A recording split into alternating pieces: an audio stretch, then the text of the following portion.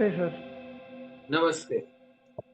अ, आज मेरे साथ पंकज जी हैं, जिन्होंने वक़्त दिया है और अपना टाइम अ, बहुत सारी समाज सेवा में डालते हैं।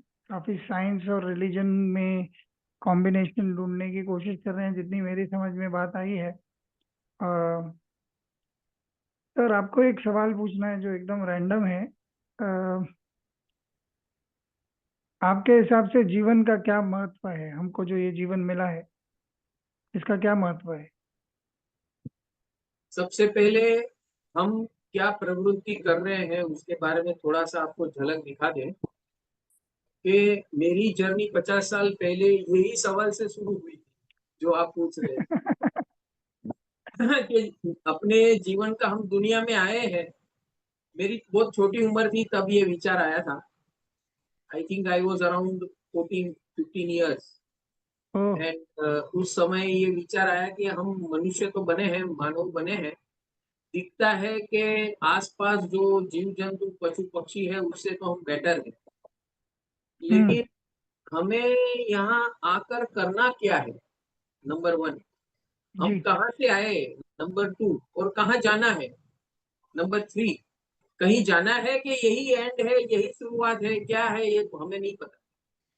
तो बराबर। वहीं से जर्नी शुरू हुई हमारी कि हम दुनिया में क्यों आए? हर मानव इस दुनिया में क्यों आता है? उसका रोल क्या है? ये सृष्टि कैसे चलती है? कौन चलाता है? और उसका कोई क्रिएटर है कि नहीं है? कि वो अपने आप चलती है? क्या है? कोई ऊपर बैठा है, अपना कुछ देखते हुए और सब रिकॉर्डिंग कर रहा है? उसके माध्यम से हम चल रहे हैं कि हम अपने माध्यम से चल रहे हैं?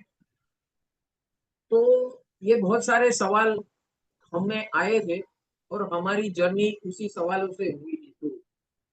जी, और किसी ने बताया आप मंदिर में जाइए, ऐसे पूजा पाठ कीजिए, तो मैं बहुत बड़ा डेडिकेट किस्म का आदमी हूँ और था भी।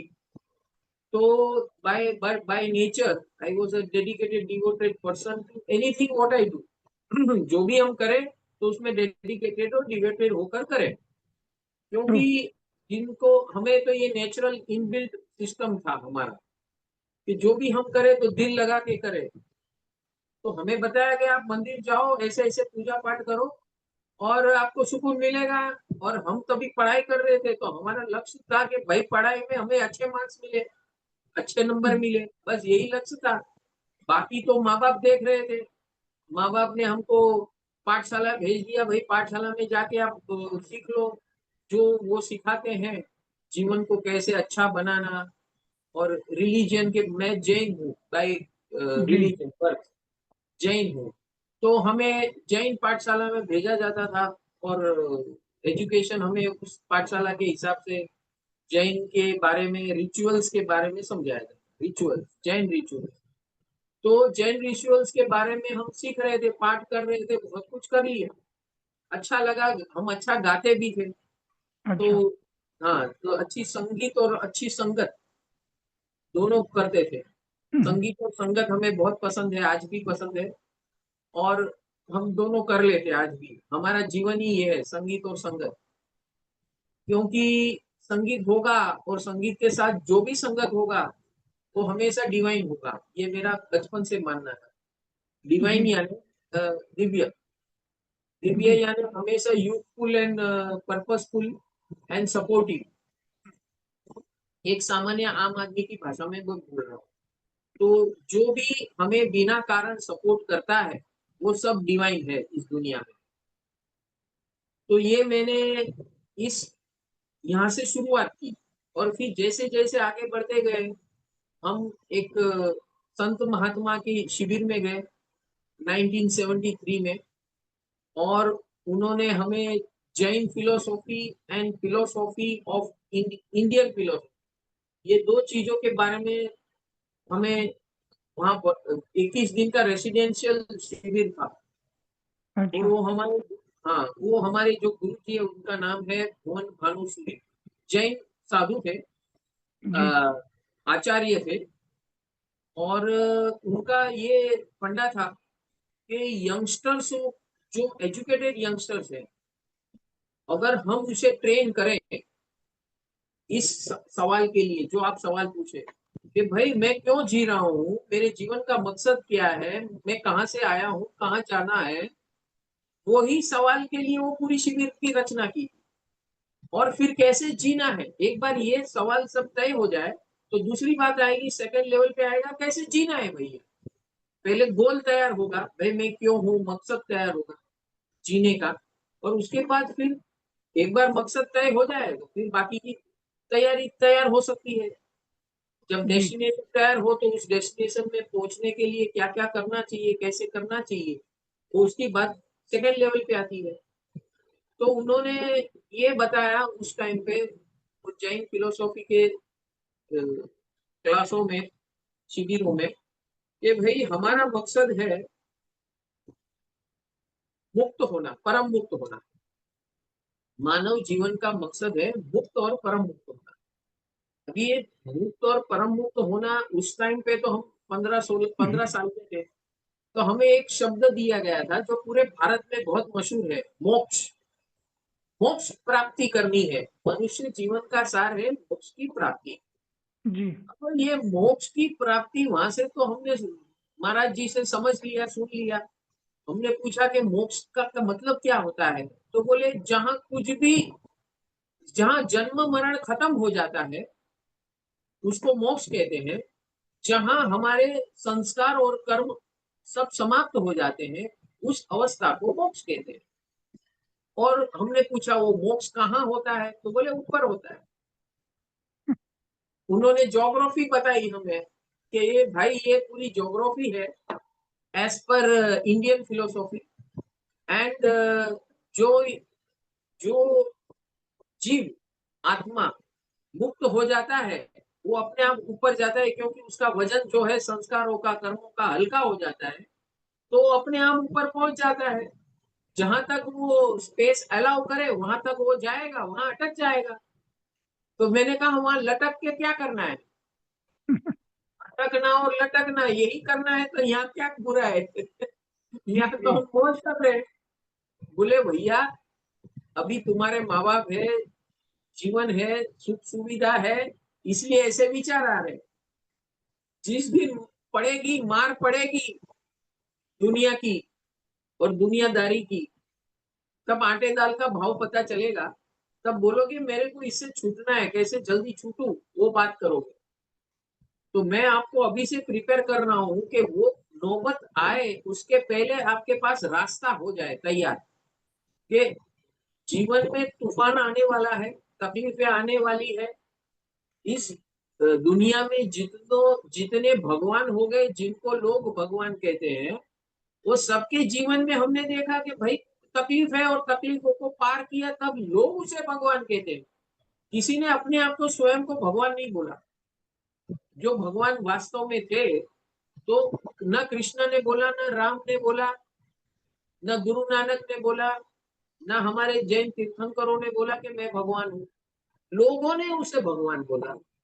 भगवान क्यों बोला, कि भैया उन्होंने बताया कि भाई मेरे पास रास्ता है, मैंने वो रास्ता तय किया है कि सब दुखों से मुक्ति कैसे पाई जाए। जी, तो सवाल आता है दुखों से मुक्ति, तो दुख क्यों है और कैसे आता है, दुख क्यों है और कैसे आता है, ये बात हुई खड़ी। तो बोले दुख इसलिए आता है क्योंकि हम पास्ट मेमोरीज और कर्म और संस्कार लेकर आए हैं, और ये जीवन में, और उसके कारण हमारा वर्तमान वो ही हिसाब से चल रहा है। हमारे दिमाग, हमारी बुद्धि, हमारी भावना, सब हमारे पास्ट कर्म और संस्कार के मुताबिक अभी हमारा जीवन चल रहा है। जो हमने ही तय किया है पास्ट में वही आज हमें मिल रहा है। लेकिन जी, आज जो भी हमें मिल रहा है उसमें हम नाराज हैं। क्यों नाराज है, क्योंकि हम आज की तारीख में जो चाहते हैं वो नहीं मिल रहा है। जी, समझ गए।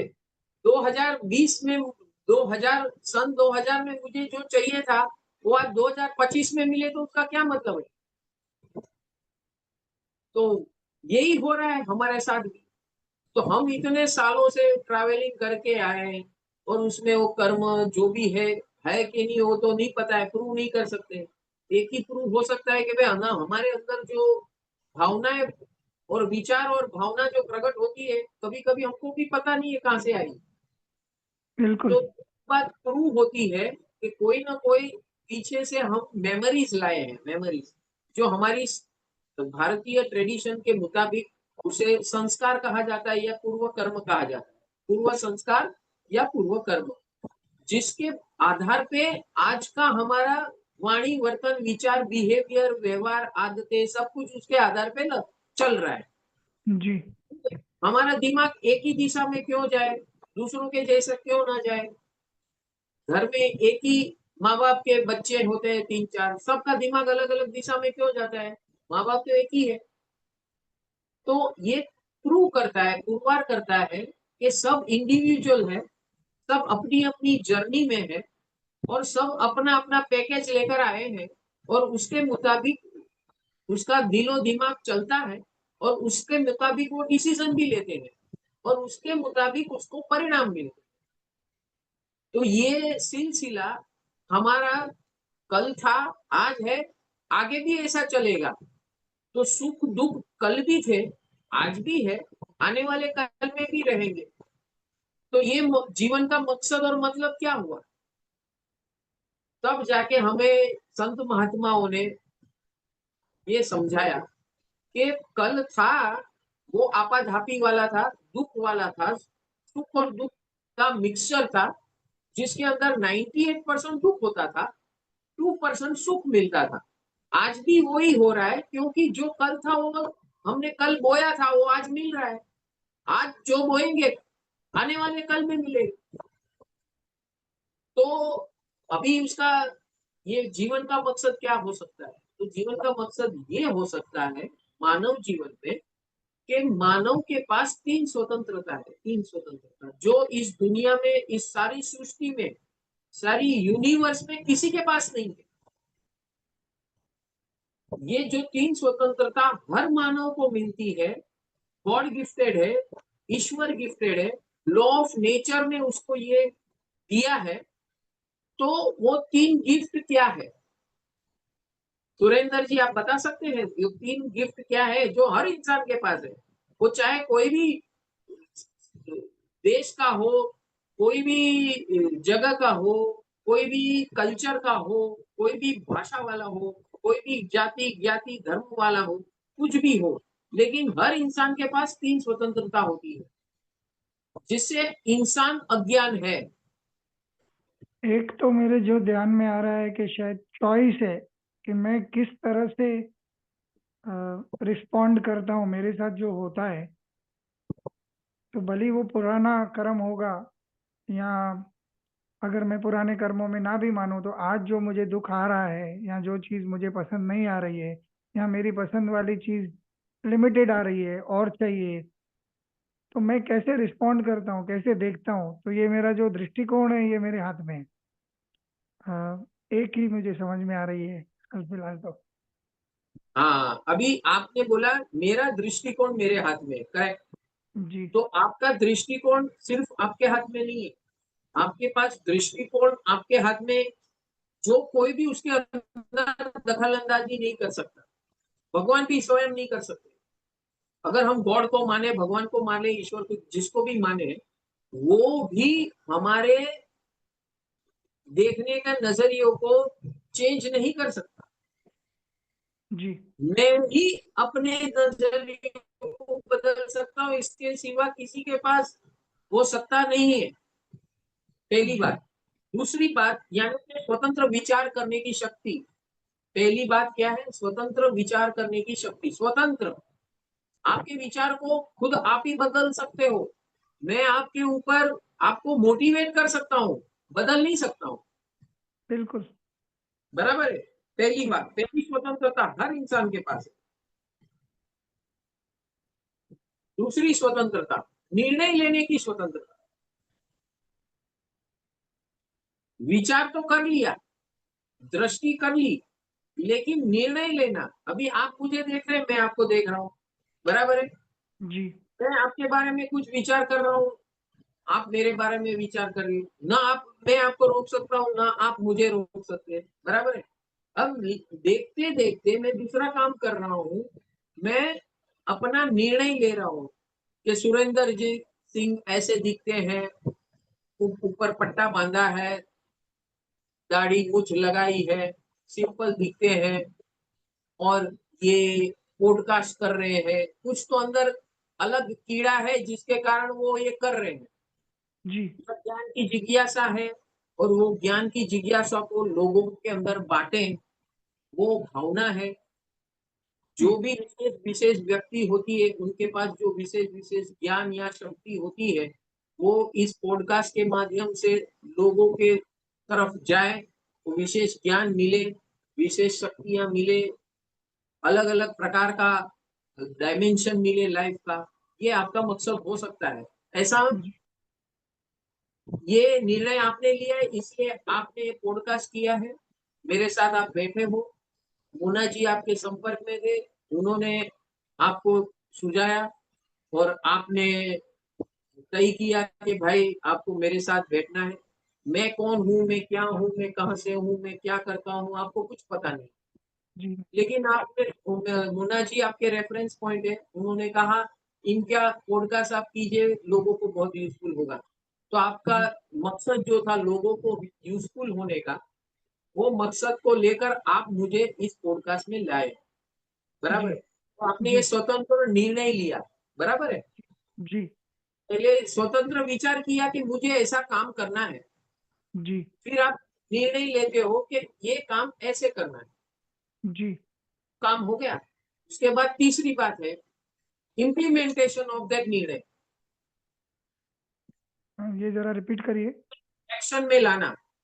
हाँ, तो आप ये एक्शन में लेके आए, हम और आप सामने-सामने बैठे हैं, तो ये स्वतंत्रता हर इंसान के पास है। अब आपने ये पॉडकास्ट का सोचा, कोई और बंदा ऐसा सोचे कि पंकज भाई को मैं रोज़ टीवी पे देखता हूँ, गुरुजी हैं, गुरुजी बन के बैठे हैं, तो चलो उसकी थोड़ी टेस्ट कर लें, बिल्कुल, ठीक है? हो सकता है ना ऐसा? हो सकता हम है। हर प्रकार के इंसान होते हैं। देखो गुरुजी तो मैं अपने आप को नहीं बोलता हूँ। लोग बोलते हैं तो ठीक है, जो उनको बोलना है वो बोले। आपने भी मुझे पूछा कि मैं आपको संबोधन कैसे करूँ? मैंने कहा आपका दिल जो प्रबोधन करे ऐसा संबोधन करना। ये अपने दिल की बात है। गुरु तत्व अभी ये बात आई है तो और एक बात बता देता हूँ। कि गुरु कोई व्यक्ति नहीं होता। गुरु कोई व्यक्ति नहीं है। गुरु एक तत्व है। तत्व का मतलब क्या है? एक मार्गदर्शक है। जो एक पत्थर में भी हो सकता है, झाड़ में भी हो सकता है, पशु में भी हो सकता है, पक्षी में भी हो सकता है, मनुष्य में भी हो सकता है। अब रास्ते रास्ते भूल गए, एक रास्ते पर जा रहे हो, ऊपर आपने आकाश में देखा, आपने देखा एक तारा है, ध्रुव तारा, नॉर्थ ईस्ट दिशा बताता है, तो कम से कम आपको पता चला कि आप किस दिशा में चल रहे हो, बिल्कुल, ठीक है? तो गुरु का रोल क्या है? दिशा बताना।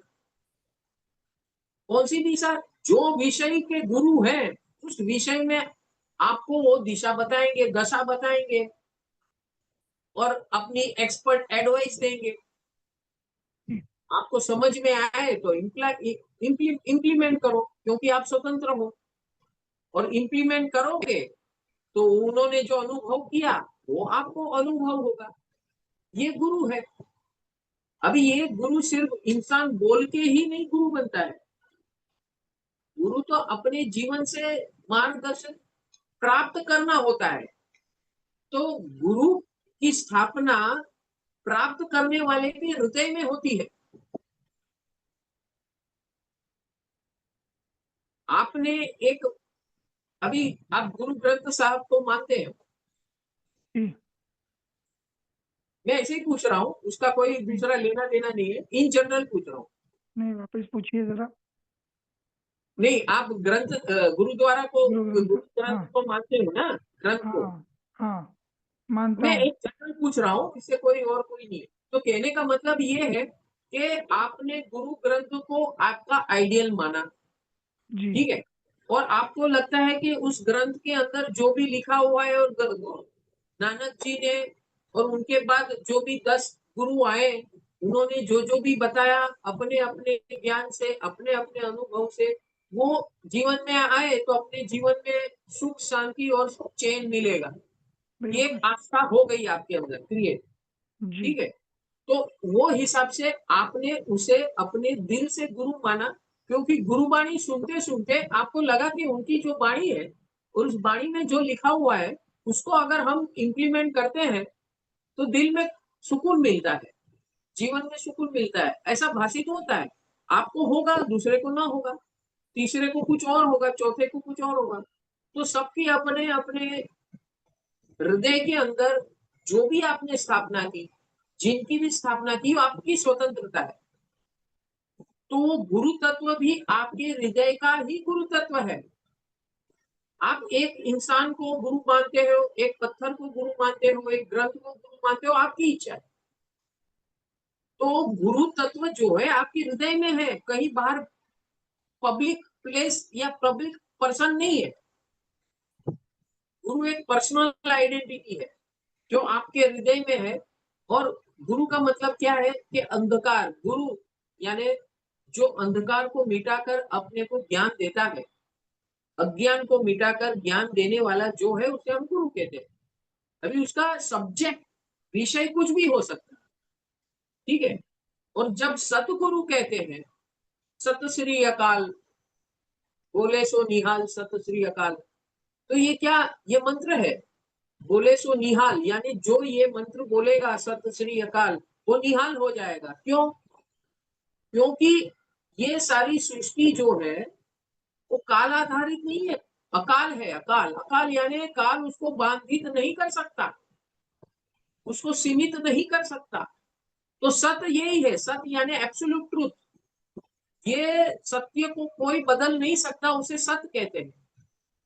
तो गुरु नानक ने क्या कहा, सत श्री अकाल बोले सो निहाल।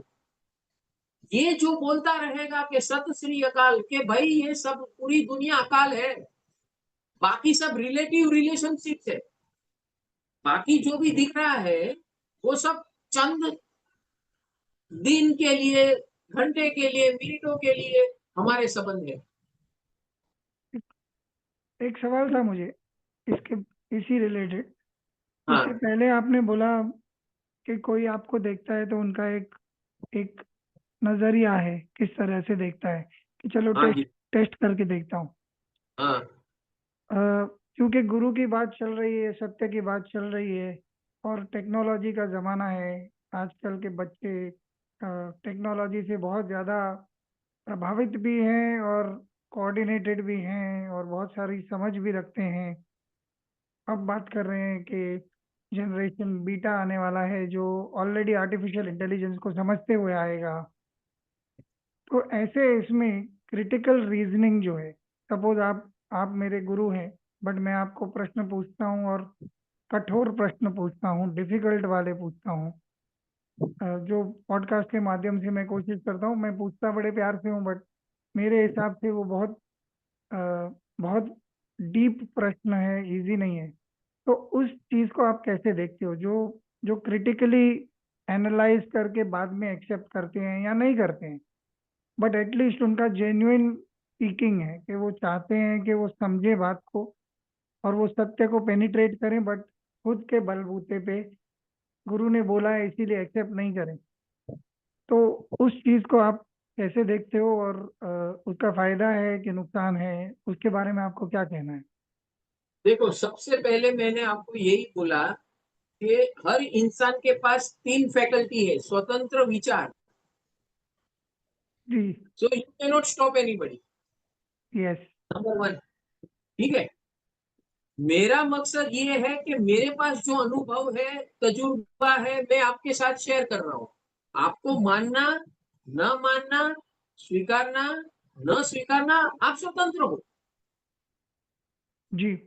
हमारे यहाँ प्रॉब्लम क्या हो रही है, in the name of religion and in the name of any damn thing, माता पिता भी ऐसा बोलते हैं, हम ये मानते हैं, आपको ये करना पड़ेगा।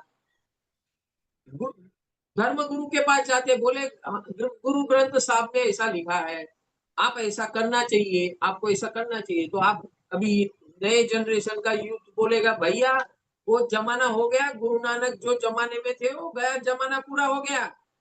उस जमाने में ऐसा कुछ नहीं था, अभी एआई आ गया है। पहले गूगल बाबा थे, अभी एआई बाबा आ गए। पहले अरे वाह! गूगल बाबा सब ज्ञान देते थे, आप कुछ भी पूछ लो तो गूगल जवाब दे देता था। अभी वो तो खाली जवाब देता था, ये तो सॉल्यूशन भी दे रहा है, ये तो गुरु का बाप है। एआई का जी, मतलब क्या है? इट इज एन इंटेलिजेंस, ठीक है, but it is created by human being only. Yes, that is why it is called artificial intelligence, ठीक है। तो रूटीन जो काम रहता है, वो रूटीन काम को आसान बनाने का तरीका है, जिसका नाम है आर्टिफिशियल इंटेलिजेंस, ठीक है। जी, तो उनके अंदर जो सॉफ्टवेयर डाला है उतना ही वो काम करेगा, जबकि ह्यूमन बींग्स के अंदर ऐसा नहीं है।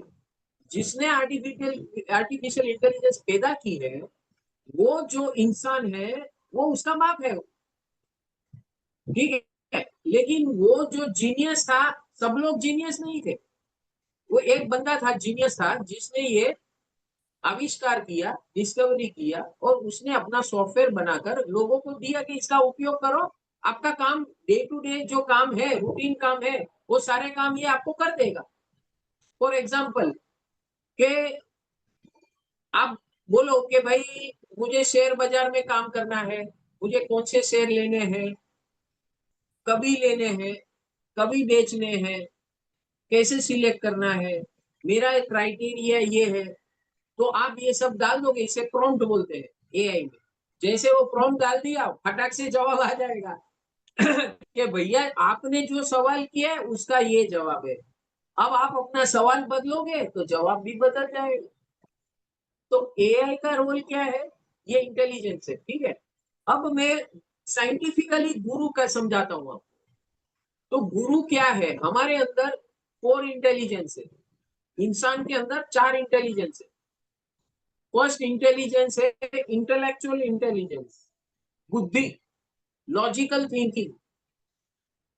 जी, दूसरी इंटेलिजेंस है इमोशनल इंटेलिजेंस, हुँ, भावनात्मक, हुँ, रोना धोना, अच्छा लगना बुरा लगना, ये सब इमोशनल में आता है, ठीक है। तो ये हमारे पास अभी 2 इंटेलिजेंस है, एक है इंटेलेक्चुअल सोचने का और डिसीजन लेने का, इसे इंटेलेक्चुअल इंटेलिजेंस कहते हैं। दूसरा है भावनात्मक इमोशनल इंटेलिजेंस, ठीक है। हुँ, तीसरा इंटेलिजेंस है मेमोरी इंटेलिजेंस, मेमोरी, 5 मेमोरीज जो हमारे अंदर स्टोर है। जैसे आपके लैपटॉप में हार्ड डिस्क होता है, और अपने मोबाइल में रोम होता है, टोटल स्टोरेज की कैपेसिटी बराबर है। हुँ, इसके मेमोरी इंटेलिजेंस बोला जाता है, कि जो उस मेमोरी में पड़ा है उसी प्रकार आपको वो डिवाइस आपको जवाब देगी। जितना उसमें डाला है उसके मुताबिक आपको जवाब मिलेगा, समझ गए। जी, तो ये जो आर्टिफिशियल इंटेलिजेंस जो बात कर रहे हैं हम, वो क्या है? वो उस मेमोरी में डाला हुआ है, ठीक है।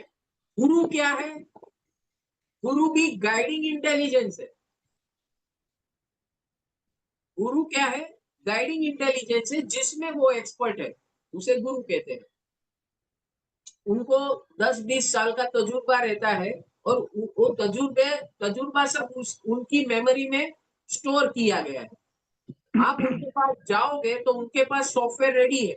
आपने पूछा साहब इसका इसका कैसे कैसे होगा, तो बोले हाँ ठीक है चलो लाओ, फटाफट वो अपना कैलकुलेशन अनुभव से ये वो करके आपको उसका सॉल्यूशन दे देगा, बराबर है। तो जी, वो भी एक इंटेलिजेंस है, ठीक है। अभी चौथी इंटेलिजेंस कौन सी है? Spiritual intelligence. पहली इंटेलिजेंस है इंटेलेक्चुअल इंटेलिजेंस, जो तोल मोल करके डिसीजन लेता है, ठीक है। प्रेजेंट और पास्ट को कंपेयर करके अपना प्रेजेंट में वो डिसीजन लेता है, उसे इंटेलेक्चुअल इंटेलिजेंस कहते हैं, ठीक है। और वाइज डिसीजन लेते हैं तो उसको कहते हैं हम विजडम, जी, विवेक, प्रज्ञा। ठीक है, हमारी भाषा में विवेक या प्रज्ञा बोलते हैं। बिल्कुल, वो इंटेलेक्चुअल इंटेलिजेंस हो गया, ये इमोशनल इंटेलिजेंस हो गया। इमोशनल इंटेलिजेंस किसी की नहीं सुनता है, समझ गए? भक्ति योग क्या है? It comes from emotional intelligence. वो बुद्धि को साइड में कर देता है, मेमोरी को भी साइड में कर देता है, सबको साइड में कर देता है। भाई मुझे ये लगा, मुझे नरेंद्र सिंह जी भाई बहुत बड़े भगवान लग रहे हैं, उनको साष्टांग नमस्कार करके वो जो बोले वो करो, समझ गए? तो इसमें मुझे कोई रोक नहीं सकता। इसको इमोशनल इंटेलिजेंस बोलते हैं। और तीसरी जो मेमोरी बोला, मेमोरी यानी हमने ही कभी स्टोर किया है मेमोरी, उसका हम उपयोग करते हैं। तो जैसे हमने पढ़ाई की, पढ़ाई करते हैं ना हम 20 साल, जी, जी, तो वो उसमें 20 साल के द्वारा जो जो भी अंदर मेमोरी में घुसाड़ दिया है हमने, और जो याद आ जाता है, ताजा हो जाता है, तो बाहर आ जाता है वो मेमोरी। इसी प्रकार हमारे संस्कारों की मेमोरी है, हमारे विचारों की मेमोरी है, हमारी भावनाओं की मेमोरी है, सारी मेमोरी अंदर पड़ी हुई है। ठीक है, अब गुरु मेमोरी, गुरु भी एक मेमोरी है, लेकिन वो इंटेलिजेंट मेमोरी है। क्योंकि गुरु क्या करता है कि सामने वाले ने एक सवाल किया, सामने वाले ने अपनी उलझन बताई, तो मेरा तजुर्बा, उनकी मेमोरी में जो तजुर्बा है, एक्सपीरियंस की मेमोरी है, वो एक्सपीरियंस की मेमोरी निकालकर आपको रास्ता दिखाएगा उनके हिसाब से। अभी बिल्कुल, आपको सूट पड़े, समझे न समझे, सब आपका इश्यू है, लेकिन उन्होंने अपने हिसाब से अपना रास्ता बता दिया, जिसको हम गुरु कहते हैं। ठीक है, अभी ये गुरु की आवश्यकता कब तक है? जब तक हमारे अंदर स्पिरिचुअल इंटेलिजेंस डेवलप नहीं होगी। हमारे सबके अंदर एक इंटेलिजेंस है, जो सुपर पावर इंटेलिजेंस है, उसका नाम है स्पिरिचुअल इंटेलिजेंस, आध्यात्म शक्ति, जो सारी सृष्टि को चलाती है, मुझे चलाती है और सारी सृष्टि को चलाती है। जो मेरे में है वो दुनिया में है। तो मेरे में क्या है? Spiritual intelligence. और ये जो स्पिरिचुअल इंटेलिजेंस हर इंसान में है, हर लिविंग बीइंग में है, उसी को हम परमात्मा कहते हैं। उसी को हम परमात्मा कहते हैं, क्योंकि ये हुँ, रूट से जुड़ा हुआ है। ये सारी सृष्टि का जो रूट है, मूल है, मूल आधार है, हमारे सबका हृदय के अंदर जो ये स्पिरिचुअल इंटेलिजेंस है, वो सब एक ही तार से जुड़ा हुआ है। इसीलिए हम सब अलग नहीं है, हम सब एक ही है। हमारा स्वरूप अलग है बाहर का, लेकिन हम अंदर से सब एक दूसरे से जुड़े हुए हैं। स्पिरिचुअल इंटेलिजेंस, एक कॉस्मिक इंटेलिजेंस होता है और एक माइक्रो इंटेलिजेंस होता है। कॉस्मिक यानी पूरी सृष्टि की जो इंटेलिजेंस है, वो एक सिस्टमैटिकली, साइंटिफिकली, मैथमेटिकली चल रहा है। ग्रह, नक्षत्र, तारे, एटम्स, परमाणु, wave forms, quantum physics, sound, light, magnetic energy, ये सब एनर्जी सब है। हर चीज as per law of nature चल रहा है, सब व्यवस्थित है, सब अपनी अपनी जगह वेल डिजाइंड है।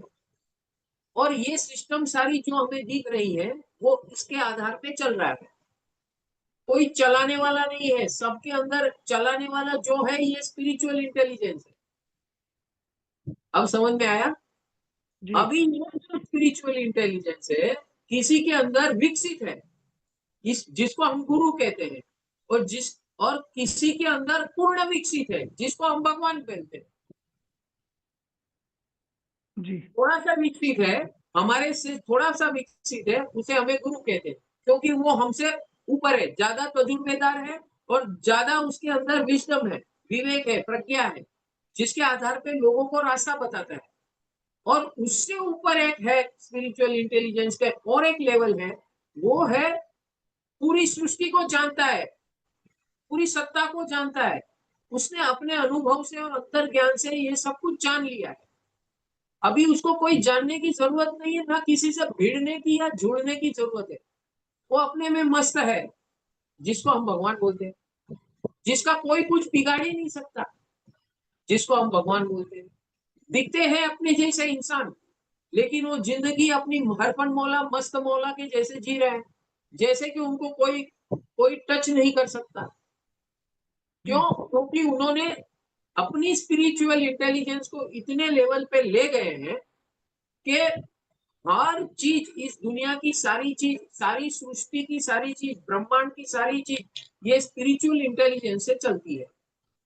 जब इंसान अपना लेवल ऊपर बढ़ाते जाए स्पिरिचुअली, वैसे वैसे उसको दुनिया की चीजें टच होना खत्म नहीं होती। क्यों नहीं होती है? क्योंकि स्पिरिचुअल इंटेलिजेंस क्या करता है, इंटेलेक्चुअल इंटेलिजेंस को लाइट देता है, इमोशनल इंटेलिजेंस को लाइट देता है, और मेमोरी इंटेलिजेंस को साइड में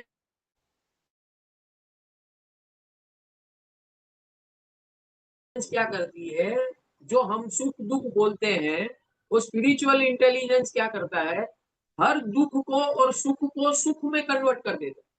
क्या वो पॉसिबल है?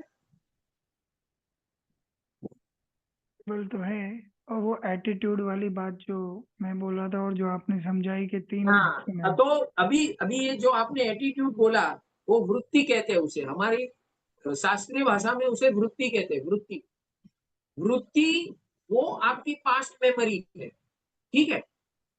अभी आपकी वृत्ति कुछ भी हो, जब ये पावरफुल स्पिरिचुअल इंटेलिजेंस वाली हस्ती आपके सामने आ जाए, तो जितने समय आप उनके सामने हो, जैसे सूर्य सामने आ गया आपके सामने, तो आपको कुछ दूसरा कुछ दिखाई देगा क्या? नहीं देगा, पूरा उसका प्रभाव आपके ऊपर रहेगा। जी तो ये हाई स्पिरिचुअल इंटेलिजेंस वाली जो व्यक्ति होती है, परम ज्ञानी बोलते हैं हम उसे, और उनकी हाजिरी में हम आ जाते हैं, तो वो जैसा बोलते हैं वैसा हमको करने का मन हो जाता है। जी वहां हमारा जो भी अपनी स्वयं की जो चेतना है, अपनी मेमोरी है, वो सब उस समय, जितने समय हम उनके पास रहते हैं, वो सब भूल जाते हैं। बराबर है? ऐसा महसूस होता है। जी हाँ, हमारे पास, आपके पास भी स्पिरिचुअल इंटेलिजेंस है, आपके पास भी इंटेलेक्चुअल इंटेलिजेंस है, आपके पास भी इमोशनल इंटेलिजेंस है, लेकिन वो सुपर पावर आता है जब आपके सामने, सूर्य प्रकाश के जैसे, तो उस समय उतना प्रभाव होता है उस पावर का कि हम अपनी मेमोरीज और वगैरह जो भी है इंटेलिजेंस सब शून्य हो जाते हैं, और हम उसके प्रभाव में आ जाते हैं। अगर जितने समय हम उसके प्रभाव में रहेंगे, तो हमारी अंदर जो अज्ञान की मेमोरीज है, दुख की मेमोरीज है, परेशानियों की मेमोरीज है, परेशान करने की मेमोरीज है, जो भी मेमोरीज है जो हमें नुकसान करने वाली, वो सब शांत हो जाती है और समाप्त हो जाती है उस समय तक। जैसे हम उसके प्रभाव से बाहर निकले, समझो एक रूम में बैठे हैं, पूरी लाइट से भरा हुआ है रूम, बराबर है, तो उस लाइट का प्रभाव तो सब पे होगा ना, जो रूम में आएगा।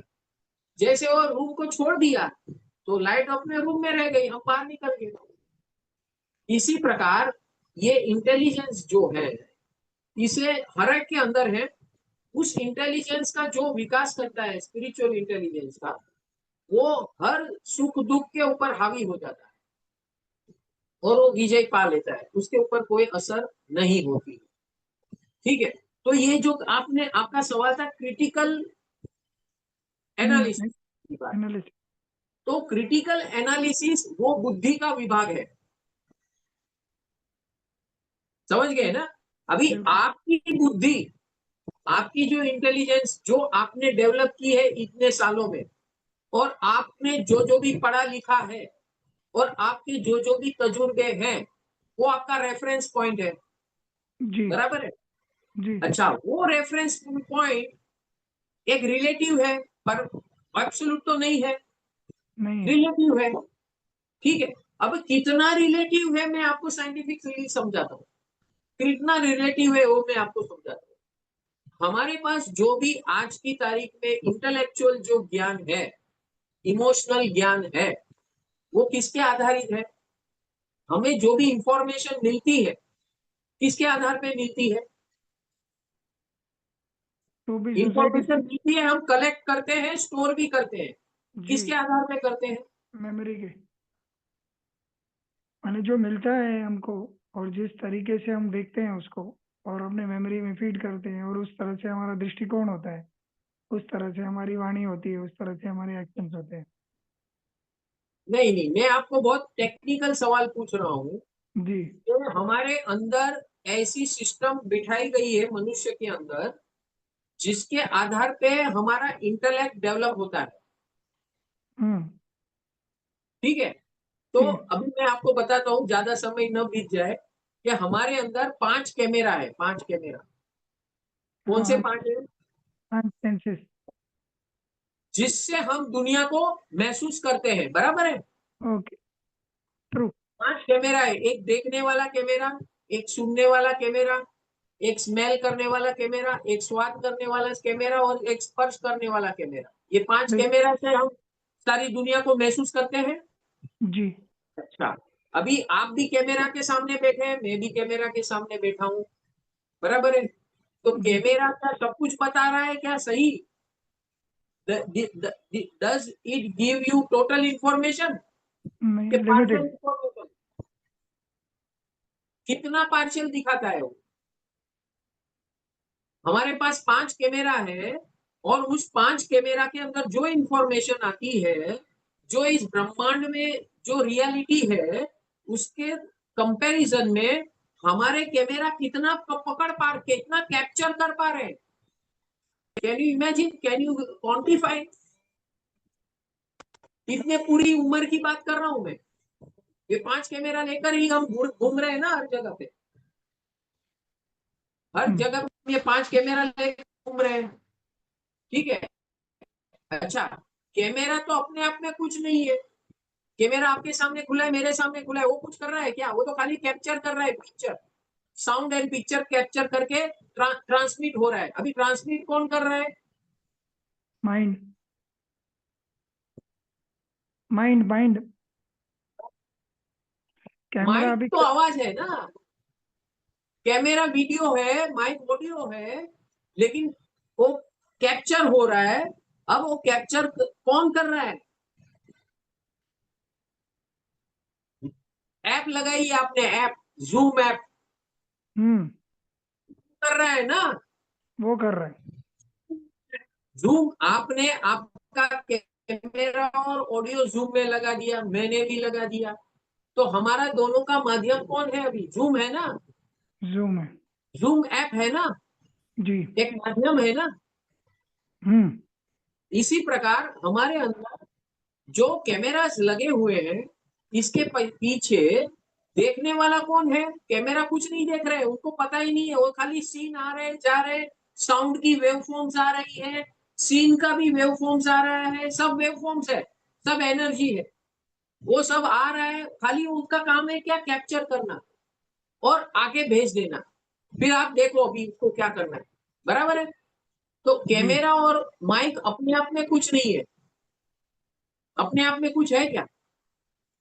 नहीं, नहीं, नहीं। उसका रोल बहुत लिमिटेड है, बहुत लिमिटेड है उनका रोल। कैमरा का रोल वीडियो कैप्चर करना, माइक का रोल है साउंड कैप्चर करना, इससे आगे कुछ नहीं है।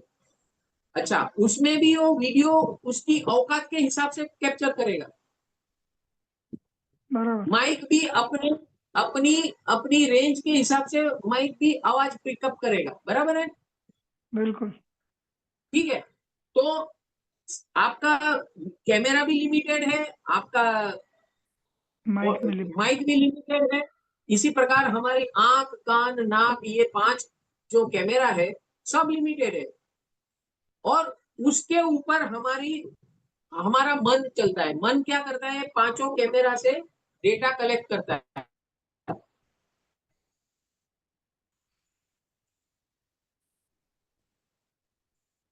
मैं आपको साइंस समझा रहा हूँ, हाँ, हाँ, सुन रहा हूँ मैं।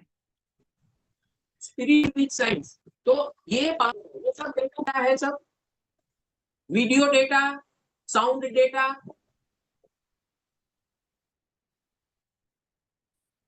बराबर है? जी। बराबर, वो डेटा कलेक्ट कौन करता है? मन करता है, मन। डेटा जी। कलेक्शन सेंटर है मन। वो पांचों कैमरा से डेटा कलेक्शन करके बुद्धि को पास भेजता है। किसके पास भेजता है? बुद्धि, बुद्धि। इंटेलेक्ट। ये हमारे अंदर ऐसी सिस्टम चल रही है, जूम में भी ऐसा ही चल रहा है। बिल्कुल। ठीक है, तो अभी वो इंटेलेक्ट के पास भेजता है, इंटेलेक्ट बोलता है ये कौन आ गया है भाई, सुरेंद्र जी कौन आ गया है, हमको तो पता नहीं है, पहली बार मिल रहा है। ठीक है, मेरे डेटा में वो पड़ा नहीं है, पीछे के डेटा में जो मेरी मेमोरी है उसमें ये पिक्चर नहीं है, ये नया है। जी। उसमें नया है तो उसका डेटा कलेक्ट करके स्टोर कर दो, अगली बार देखेंगे। तो नो जजमेंट, सुरेंद्र सिंह के बारे में आज की तारीख में नो जजमेंट। नेक्स्ट टाइम आएंगे तब तो हम जजमेंट लगाएंगे। चलता है बराबर। ऐसा। बराबर। ठीक है। अच्छा, अभी ये सारा कुछ जो डेटा आया, मन ने अपने बुद्धि को भेजा, बुद्धि ने मेमोरी में भेजा, ये सब डिपेंडेंट किस पे था? ये 5 कैमरा के आधार पे था। अच्छा, 5 कैमरा की औकात क्या है? डेटा की जो रियल डेटा पकड़ने की औकात क्या है? 1% है। 1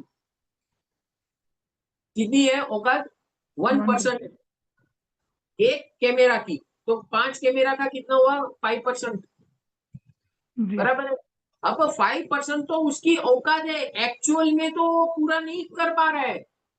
कितने मेगापिक्सल का कैमरा है और कितने साउंड वाला आपका ऑडियो माइक है, वो तो उसकी कैपेसिटी है, लेकिन रियल में वो उससे आधा ही काम करता है। बराबर। समझ आ गया? ठीक है, तो वो आधा हो गया। अभी जो डेटा जा रहा है, जो रियलिटी में डेटा जा रहा है, वो 50% हो गया, क्योंकि कैमरा की औकात के हिसाब से फुल एफिशिएंसी में काम नहीं कर रहा है। तो 50% डेटा हो गया। अभी वो डेटा चलाने वाला मन आ गया। वो मन क्या करता है? डेटा कलेक्ट करता है। डेटा कलेक्ट करके बुद्धि को देता है। जब वो मन कलेक्ट करता है तब वापस उसका डेटा थोड़ा लॉस होता है, फिर बुद्धि को देता है, थोड़ा और लॉस होता है, फिर वो जाके मेमोरी में जाता है और लॉस होता है, डेटा लॉस। सही है कि नहीं? सही है एकदम। अच्छा, अभी इसके अंदर हम बोलते हैं मैं बहुत बुद्धिशाली हूँ। अरे तू कितना भी बुद्धिशाली हो, तूने जिस माध्यम से डेटा पाया, जैसे राहुल गांधी पाते हैं अपने चेलों से, है? मोदी जी भी अपनी चेलों से पाते हैं। राहुल गांधी तो दोनों के चेलों में प्रॉब्लम फर्क है, वो हिसाब से उनको डेटा मिलता है। समझ में आया? तो उसके ऊपर प्रोसेसिंग होती है ना टोटल मिलके। तो सबसे पहले क्या हुआ? 5% कैपेसिटी है, उसमें से 50% गया तो 2.5% हो गया। 2.5% में से डेटा लॉस हुआ, तो डेटा लॉस मन तक पहुंचा तो वापस उसका 1.3% हो गया। और बुद्धि तक पहुंचा, जहां पे उसका प्रोसेसिंग करना है, इंटेलेक्चुअल प्रोसेसिंग करना है, वहां पहुंचने तक उसकी औकात 1.3 का आधा हो गया, 0.7 हो गया। तो आपकी बुद्धि की जो क्षमता है वो कितनी रह गई? 0.7% ऑफ द होल रियलिटी। यानी आप कितने प्रतिशत गलत होंगे? चांसेस कितने हैं गलत होने के? बहुत ज्यादा। 99.3% you are going to go wrong. अब बोलो कौन सी क्रिटिकल एनालिसिस करोगे आप? एक और समझ में आया? मैंने आपको जो जवाब दिया ना, ये बहुत ऊपर वाला जवाब है कि हम जिसको बोलते हैं कि हम बहुत बुद्धिशाली है, बहुत चकोर है, बहुत शाणे हैं, ये है कुछ नहीं है भैया। तू सृष्टि के सामने, लॉ ऑफ नेचर के सामने एक तू कीड़ा है, और उस कीड़े की औकात जो है, वो तुझे जो ये दी गई स्वतंत्रता है, उस स्वतंत्रता का उपयोग तू अपनी बुद्धि से करता है। उस बुद्धि की औकात 0.7% है, और उसके ऊपर तू नाचता है जीवन भर और दिन भर। तो तू कभी सही नहीं रह सकता। और अगर सही रहना है तो इसीलिए हमारी परंपरा के अंदर ये बताया गया है कि भाई, जो जिन्होंने अपने जीवन में जो कुछ भी पाया है, अपने अनुभवों के द्वारा, उस अनुभवों का, बहुत सालों का अनुभव, गुरु शिष्य परंपरा से जो इकट्ठा होते गया ज्ञान है, अनुभव है, उसको जब हम अपने अंदर स्वीकारेंगे, उनके शब्द को हम अंदर स्वीकारेंगे, उनकी गुरबाणी को हम अंदर स्वीकारेंगे, तब जाके हमारा सॉल्यूशन होगा। अपनी स्वतंत्र छोटी सी बुद्धि जिसकी औकात 0.7% है, कभी वो सॉल्यूशन परमानेंट नहीं दे सकता, टेम्पररी देगा। अभी जैसे पहले एआई नहीं था, गूगल था, अभी एआई आ गया, अभी आगे जाके क्या होगा 5 साल में क्या मालूम है, समझ गए ना? तो वो कैपेसिटी बढ़ती जा रही है, लेकिन ऑलवेज इट इज लिमिटेड।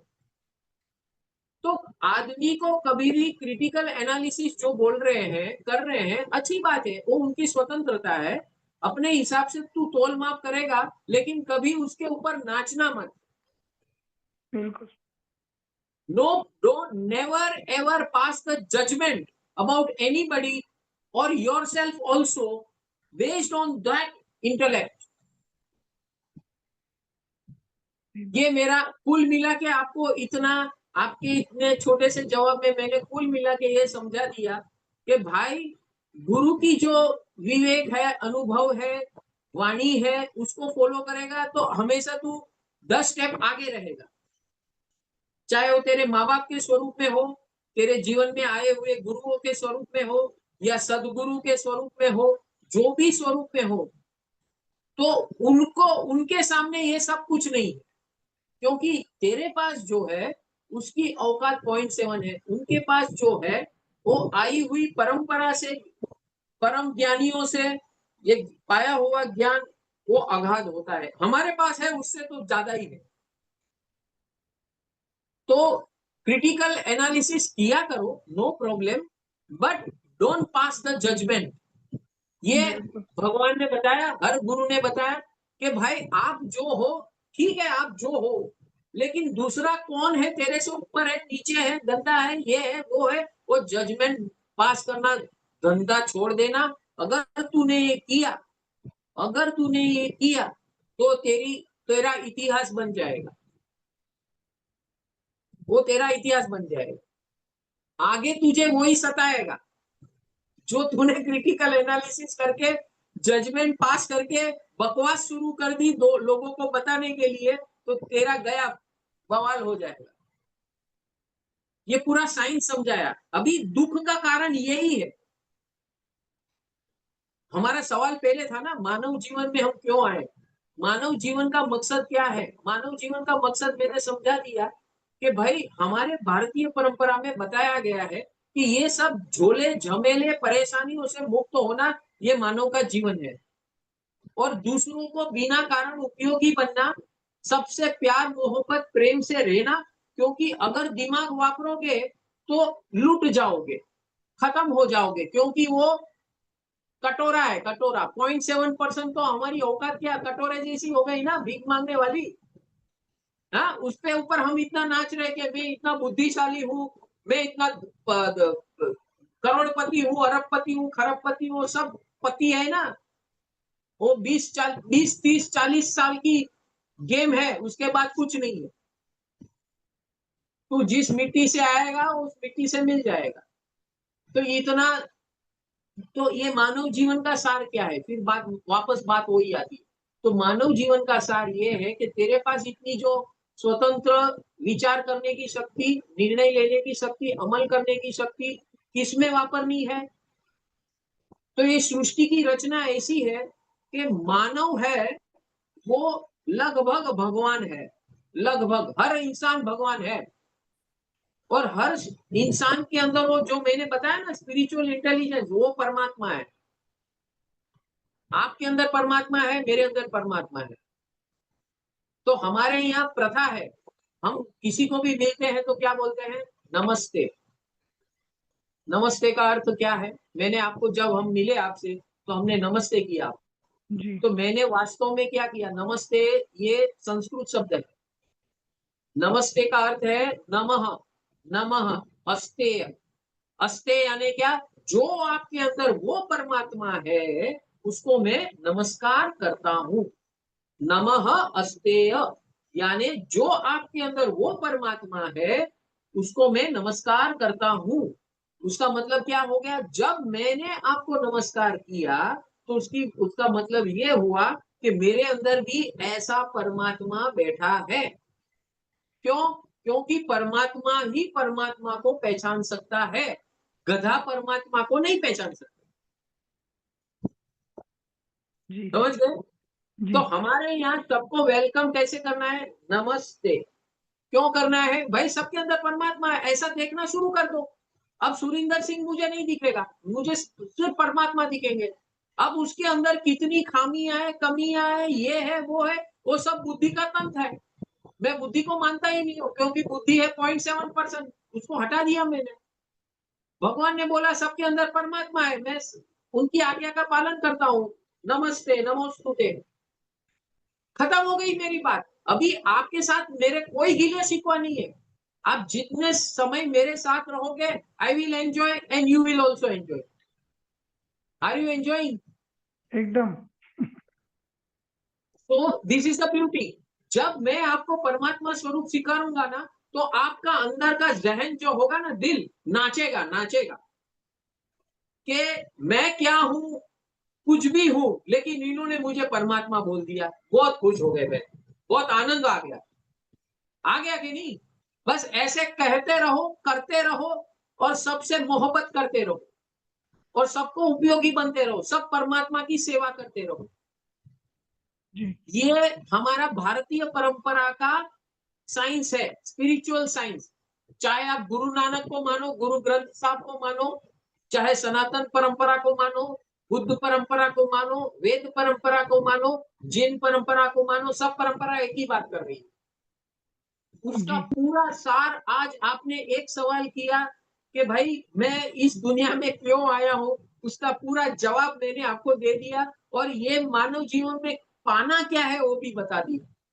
हर क्षण हमें खुशी पानी है, खुशी देनी है, प्यार पाना है, प्रेम पाना है, वात्सल्य पाना है, वात्सल्य देना है। तो कुदरत का नियम क्या कहता है? तुझे जो पाना है वो देना शुरू कर दे,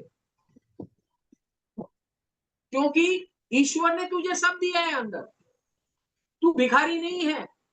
तेरा दिमाग भिखारी हो सकता है, तू भिखारी नहीं है, तू परमात्म है। अपने आप को परमात्म समझना शुरू कर दे। हर मानव जब अपने आप को परमात्म समझना शुरू कर देगा, तो सुख दुख, क्रोध मान माया, लोभ मान मत्सर, मोह, ये सब साफ हो जाएगा। ये सब कहने की बात है। मूल बात क्या है? मूल बात ये सबको परमात्म देखना शुरू कर दे, समझना शुरू कर दे, और उसके साथ व्यवहार ऐसा करना शुरू कर दे। कोई दुश्मन नहीं है, कोई दोस्त भी नहीं है तेरा। न कोई परमानेंट दोस्त है, न कोई परमानेंट दुश्मन है। Everything is temporary. तो तू अपने आप में रहे ना, सबके अंदर परमात्मा देख, बात खत्म। तो दुख का मूल कारण तेरा समाप्त होना शुरू हो जाएगा। देखने का नजरिया, आपने कहा ना देखने का नजरिया, तो देखने का नजरिया ऐसा साइंटिफिक बना दे, ऐसा आध्यात्मिक बना दे कि जो वास्तविक है। सबके अंदर परमात्मा है, ये तो है ही। झाड़ पान के अंदर भी है, तब तो उग रहे हैं। जीव जंतु के अंदर है, तभी तो यहाँ से वहां घूम रहे हैं। पशु पक्षी के अंदर है, तभी तो यहाँ से वहां जा रहे हैं। मनुष्य है, वो इधर से उधर भटक रहा है। तो सबके अंदर परमात्मा है, जो भी जिंदा है उसके अंदर परमात्मा है। तो उनको सबको परमात्मा के स्वरूप देखना शुरू कर दे, उनके साथ व्यवहार करना शुरू कर दे, और सबको उपयोगी बनना शुरू कर दे।